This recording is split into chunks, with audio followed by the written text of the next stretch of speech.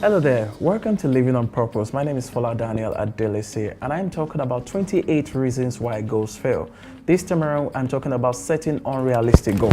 One illustration that I like to use when I'm talking about setting unrealistic goal is a fresh graduate who wants to become the vice chancellor of the school in 10 years.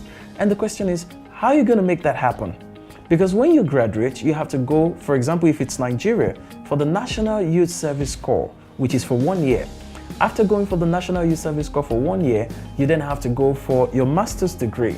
After your master's degree will take about 2 years or 1 year and 6 months. After your master's degree, you then have to take a PhD, which is a minimum of 3 years. When you take a PhD, you then have to work for a couple of years.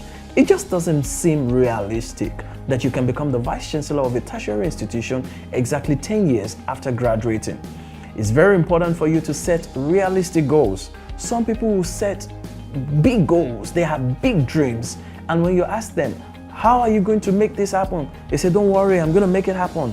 Don't worry, I believe in myself. Well, I understand that you believe in yourself. I know that you have a beautiful goal. I know that you really are passionate about the things you're talking about. But the question is, how will you make it happen?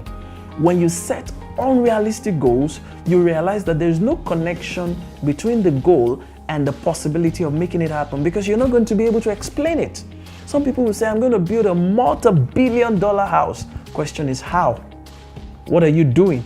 How are you going to make it happen? So when you're going to set goals, don't just say because you believe in yourself, you set goals that seem extremely unrealistic.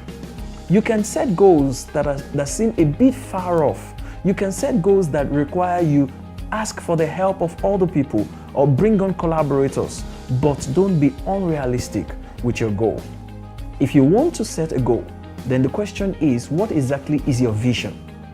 I have always said, you must set a goal in line with your vision. Your vision should be the driving force of every goal that you are setting. Don't just wake up one day and say, I want to own a private jet. Question is, what are you going to do that will bring in money?